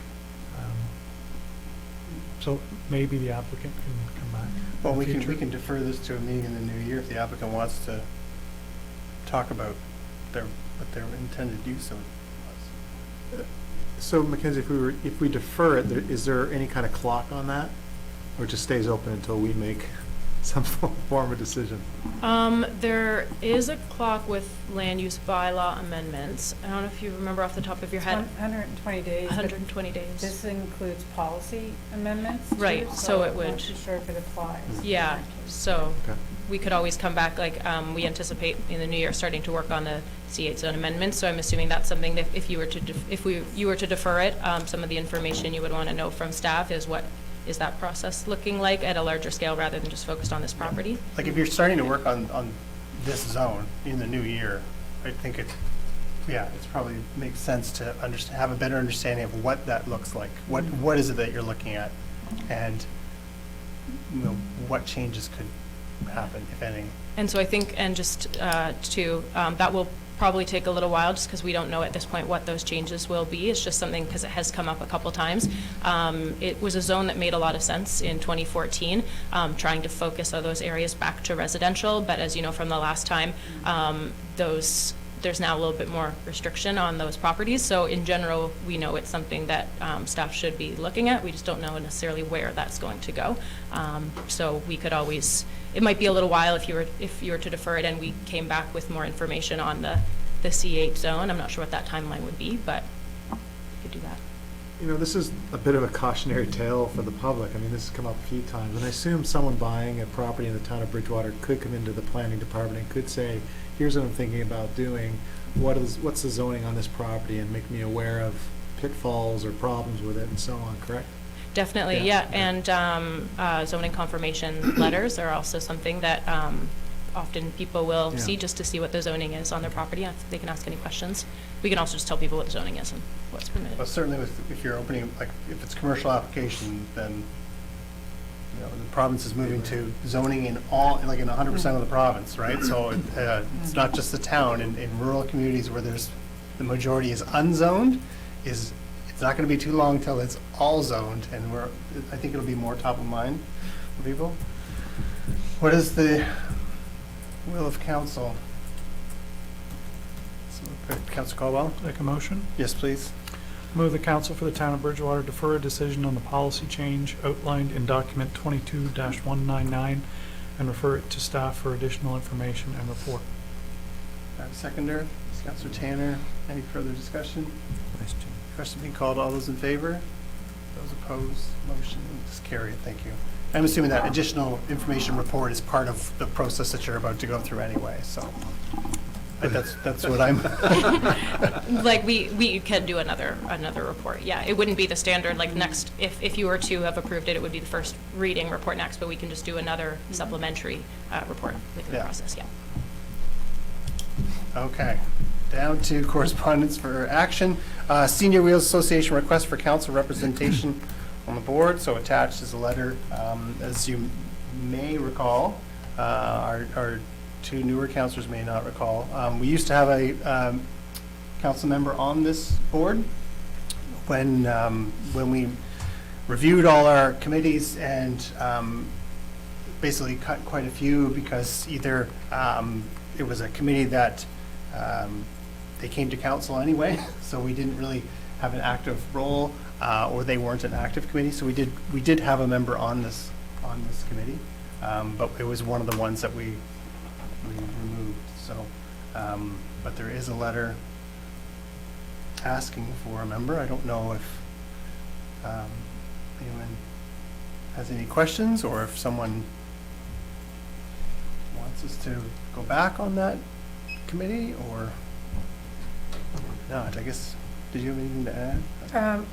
Yeah, just that often, councils go through that exercise to determine the value that being a member on an external organization brings to the decisions that council has to make, right? Like, is it something that directly influences that?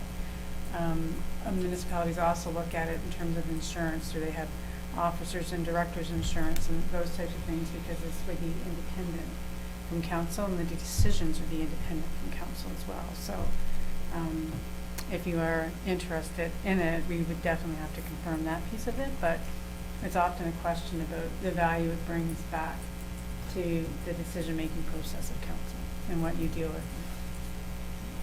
I think when we made the decision at the time, we realized that we've always supported Senior Wheels. We support it financially, and then of course we obviously believe in the service, but we didn't require a seat at the table in order to support it, so it didn't really have an impact on the council's decision.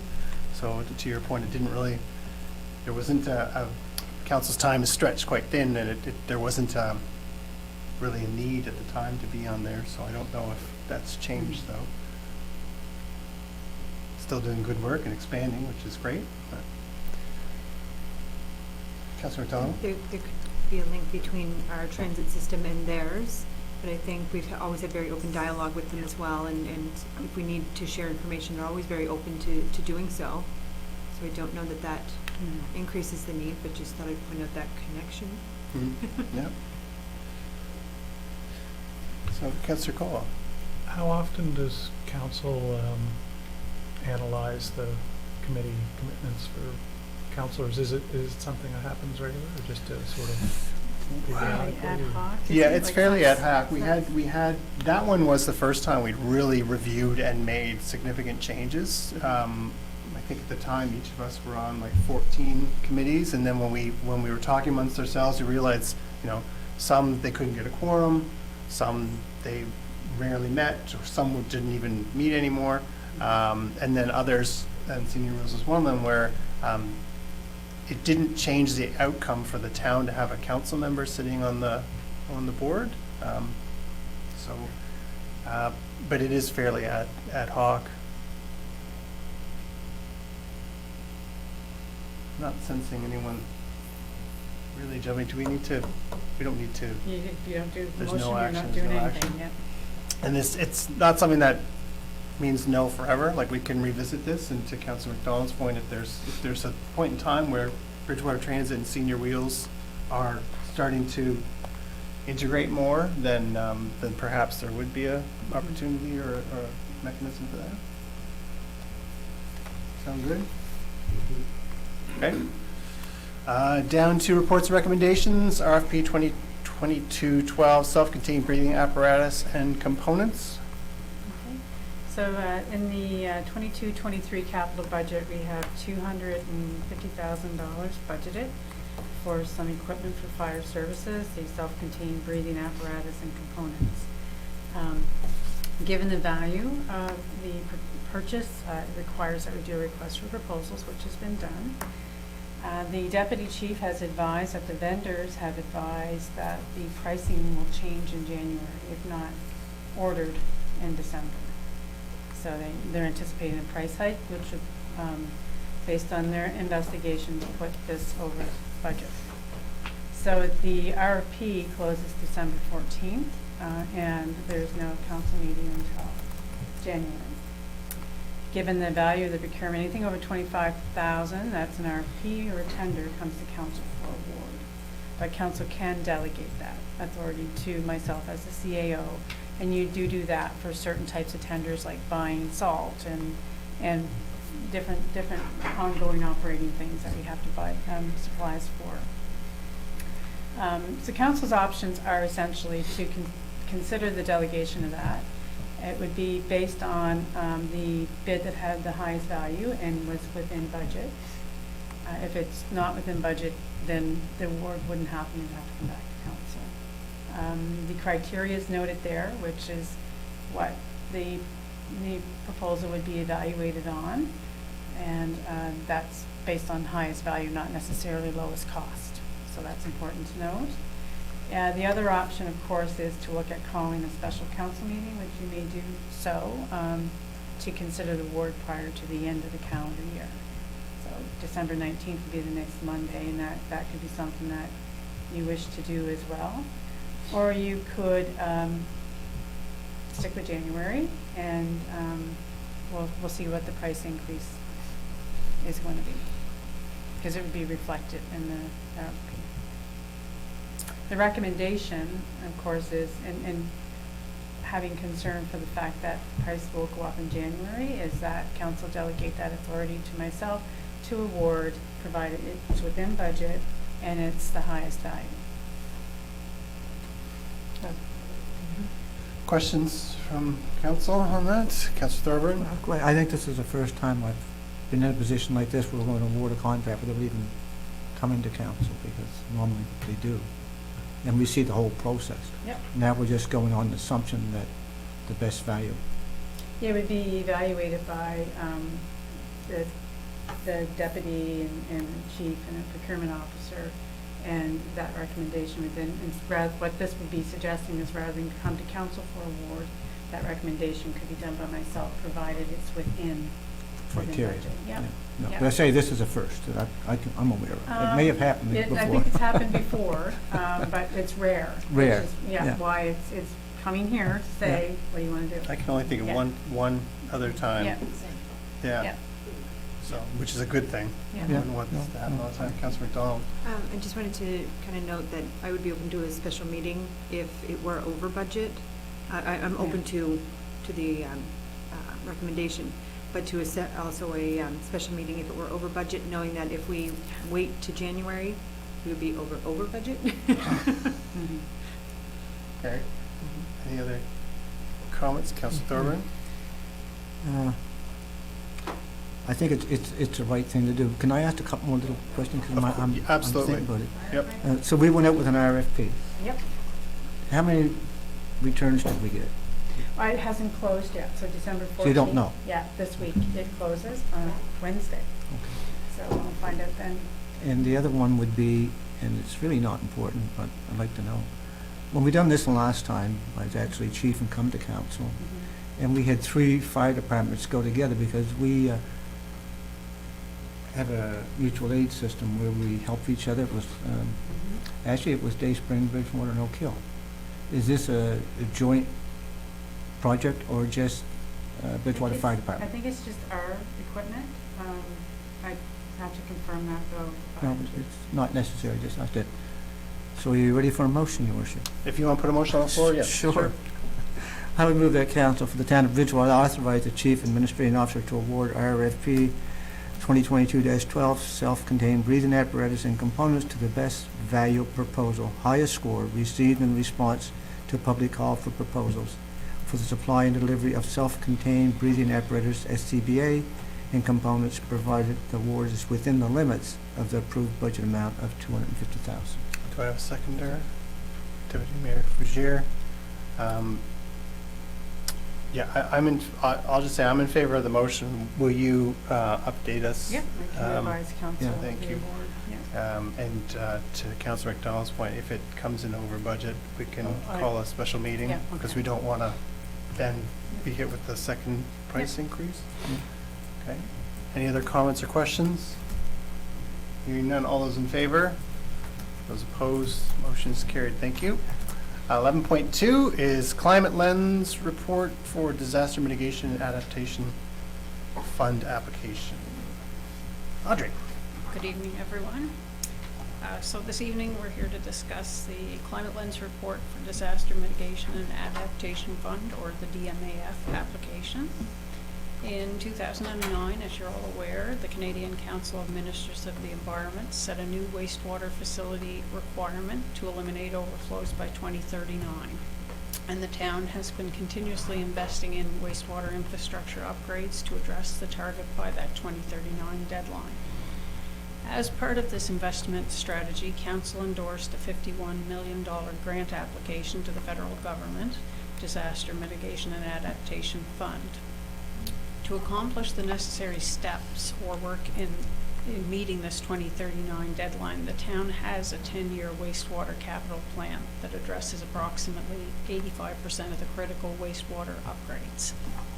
One of the focuses of these larger projects and larger funding initiatives and a town initiative is to review projects for their greenhouse gas emission improvements using the federal government climate change lens general guidance report. This assessment requires us to get a qualified energy assessment personnel to complete the report, and the report will detail greenhouse gas emissions achieved by the projects, gas reduction levels from the projects, and how to assist the town to meet its overall greenhouse gas emission targets. It'll take several months to complete such a report on our 10-year program, so we're recommending to start the review work as soon as possible, and that will ensure us to meet the targets both for any applications that we're submitting and also for our own greenhouse gas targets for the federal government.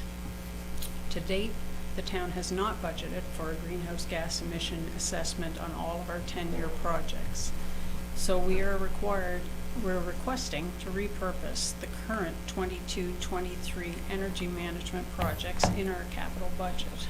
That would include $35,000 wastewater treatment plant detailed energy audit, the $10,000 for a solar PV study, and $50,000 for an energy awareness campaign, at a total of $95,000. None of these projects have been started to date, And we would use that fund to specifically look at the 10-year wastewater projects. Are there any questions? Questions from council?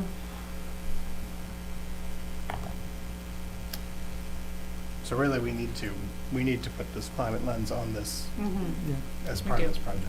So that was my quick question. Go ahead. I move the council for the town of Bridgewater endorse the recommendation of the engineering department and proceed with a greenhouse gas emission assessment report on the 10-year wastewater capital projects that have been included in the DMAF application at an estimated cost of $95,000, with funding for this study provided by repurposing several of the town's approved 2022-23 energy management operating budget projects, including $35,000 for the wastewater treatment plant detailed energy audit, $10,000 for a solar PV study design, and $50,000 for an energy awareness campaign. Thank you. Seconded by Councilor Caldwell. Further discussion? Hearing none. All those in favor? Those opposed? Motion is carried. Thank you. 11.3 is the briefing notes from our discussion session last week, where we discussed defining affordable housing, and as well as we talked, I'm going to say in detail, about the police reserve and setting those funds aside for future use. So I'll just remind the public that's watching that on our website, all our council agendas and the everything that's in our meeting package is posted publicly, and all those notes are detailed there under briefing notes. So it's worth a read. I certainly found some relief as we start to work towards defining what affordable means when we talk about affordable housing. I think we've talked about this. Anyone who watches council regularly, which is quite a few people, would know that it could mean 6 different things depending on who the provider is. Art even talked about CMHC, and I think his slide said everything from 90 all the way down to 40%. Like those, they're all over the place. So working towards that definition was just, it was like felt such a sense of relief as we get closer and closer to that. So it's good. 11.4, appointment of fire inspector, building official, designate, and dangerous and unsightly premises delegate, and alternate. Is someone prepared to, did you want to speak to that? Just that he met Tyler tonight. Yep. That's what he was hired to do. So it's to get him appointed so that he can officially do those duties. Okay. Someone prepared to make that motion? Deputy Mayor? Yes, Your Worship, on the motion. I move that council for the town of Bridgewater appoint Tyler Gavis under section 19(1)B of the Nova Scotia Fire Safety Act as municipal fire inspector, under section 2 of the minimum building standards bylaw as the building official designate, and under section 2 of the dangerous and unsightly premises policy as delegate, hereafter referred to as the administrator, to act on a dangerous and unsightly premise, except the authority to order demolition. Thank you. Seconded by Councilor Conklin. Discussion? Question. Question being called. All those in favor? Those opposed? Motion is carried. Thank you. 11.5, second quarter 2022-23 financial report. We'll welcome our Director of Finance to the podium. Thank you. I have, the package includes a very detailed explanation of all the different variances in the accounts that you see, but I'm going to try to keep it a little more brief than that this evening. Ultimately, when you look at that report, we're projecting right now a surplus over the original budget of $553,000. The highlights of that is that $400,000 of that is from deed transfer tax. So the majority of the projected surplus is from that at this point in time. We found, the last couple of years the deed transfer tax was high. This year it's very volatile month by month, so we never quite can estimate where it's going to be. So that's our best estimate right now, knowing in the next little bit we'll have a three quarters of the year in deed transfer tax, and we'll be fairly comfortable with that projection right now at $400,000. In addition, the police fees for service is about $150,000, projecting $150,000 over budget. So that's primarily what's making up that budget surplus. So can I just for the public who are just heard fees for service and over budget, they may think that sounds like. Extra revenue. Yeah, so they're bringing in more revenue. So, because I've had a couple of people say, why are you happy about an over Right. budget? We're happy when revenue is over Right, budget, yeah. not expenses. Perfect. Most of the rest of the explanations within that are things that are over and under budget. So the highlights being, in most departments, we have some savings from salaries because we have vacant positions we're in the process of filling or that were not filled until partway through the year, which includes both the police department, the engineering department, and planning. So there's been savings there. On the other side of that, most of our departments also use fuel and diesel fuels for heating, and all of those are over budget and projecting to be by the end of the year. And so I think we had thought we did a good job on budgeting for fuel, but things happened that we couldn't control. So, we've got some expenses that are over budget, but the savings and salaries are somewhat offsetting that at this point. And really, within planning, there were two larger projects, the flood risk plan and the development charges projects. That amounts to about $75,000 in savings, but really we're going to need that money in a future year. It's just those projects were deferred. So that's kind of the highlights in a really short version of it. You have the written document with all the ups and downs and over and under budgets, but those are really the major items. Any questions? Councilor Taylor. Kim, if you were a fortune teller, would you suggest that our budget surplus is going to grow, given the deed transfer tax volatility? Yeah, I think we kind of know this is up to the end of September, but I kind of know where we are now. So I Yeah. think that's still Okay. fair. But we had one really big transaction this year that resulted in a lot of that extra deed transfer tax. It's not from a high turnover of residential properties. We had one large multi-unit property that sold during the year Right. that kind of boosted us into this higher level that we couldn't have predicted. So short of another surprise that we don't see coming, Okay. I'm not anticipating anything else, and it should be on budget, but it's our best estimate. I am so grateful that when you walk us through budget, that you don't guess and lead us to a higher than expected deed transfer, where there was I'm not going to name names, but there was another municipality that budgeted for what they hoped to get for deed transfer, and now are looking already, so where are we, 5 months away from budget season, they already know there's going to be a huge tax rate increase because they didn't get the deed transfer that they thought they were going to get. So kind of like we do with our snow clearing budget, right? We kind of work on an average and don't overestimate. So appreciate you and your team, holding your ground on, don't guess. So. And we're definitely not 5 months away from budget season. Staff are in the throes of it now. Yeah. So with all this information, on fuel and things like that coming forward. I was just alarmed when I read that, how far off. So, any other questions? If not, you know where to find the Director of Finance. We'll move on to revisions to Policy 108, investments. Well, I'm here already without my computer. But essentially what's happened is, for the most part, the province doesn't get involved in any of our policy changes or implementing new policies. The investment policy is one that actually gets approved by the minister. So we didn't previously have an investment policy. We brought it forward to council. Council approved what we had.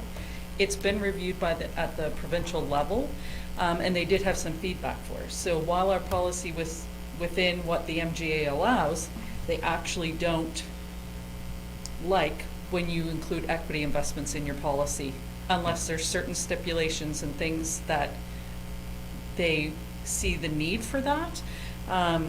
So they've suggested that we remove the equity investment option. Obviously, the rest of the policy reads that we have to have, protection over the capital.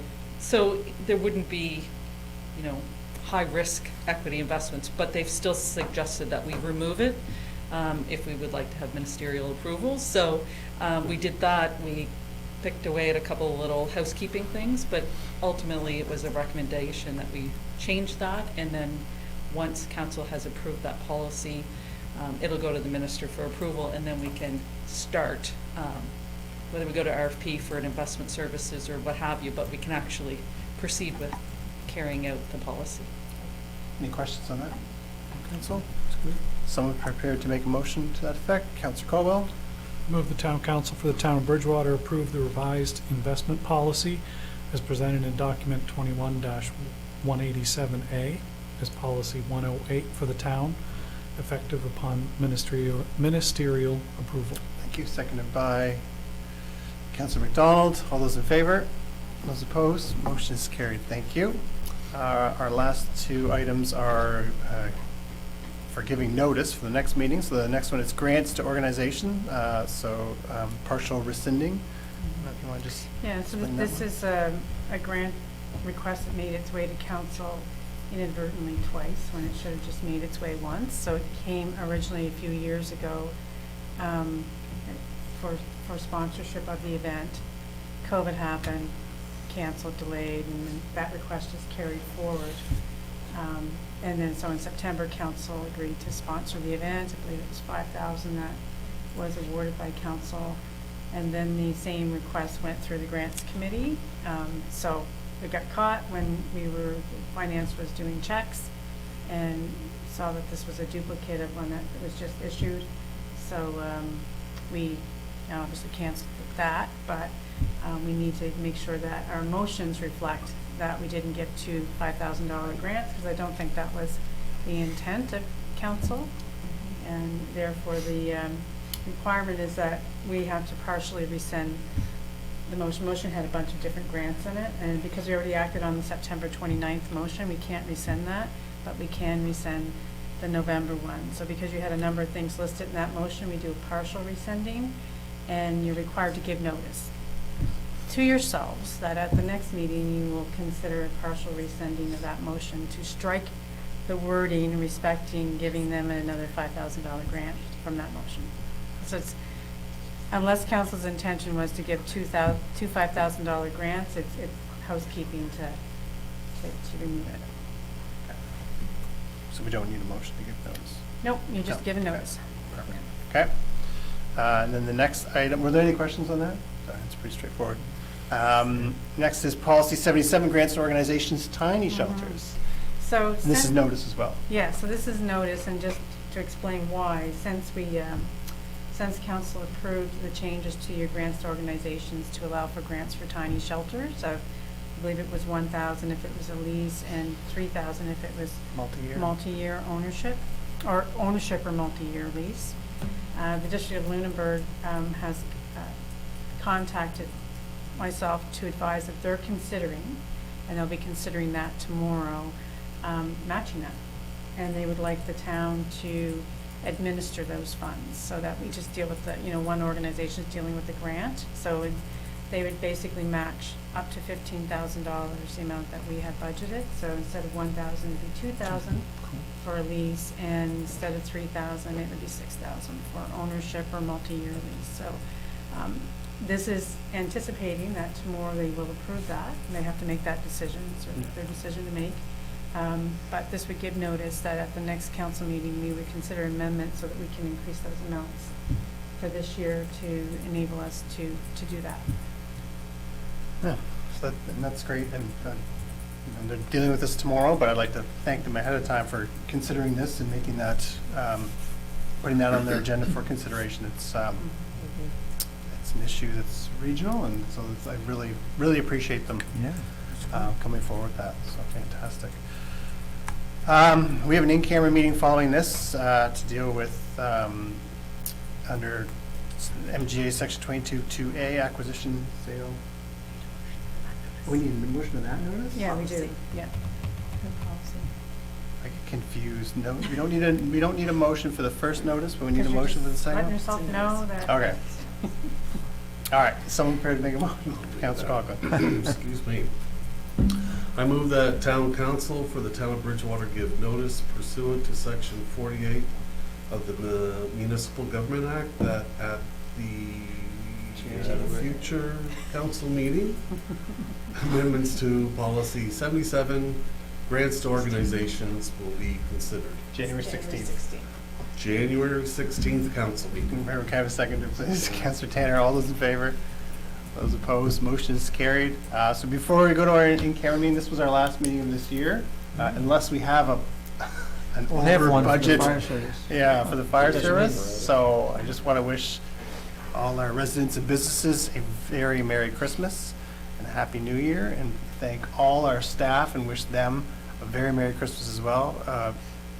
You know, another difficult year with, you know, think about where we were 12 months ago, and Omicron was coming, and things were just not looking very good for the beginning or most of 2022, and yet our staff just worked and worked and worked, and we got so much done, and I'm just so happy with our staff and our council team. So on behalf of everyone around this table, Merry Christmas. Can I have a motion to adjourn, please? Councillor Thorburn, seconded by Councillor McDonald. We are adjourned.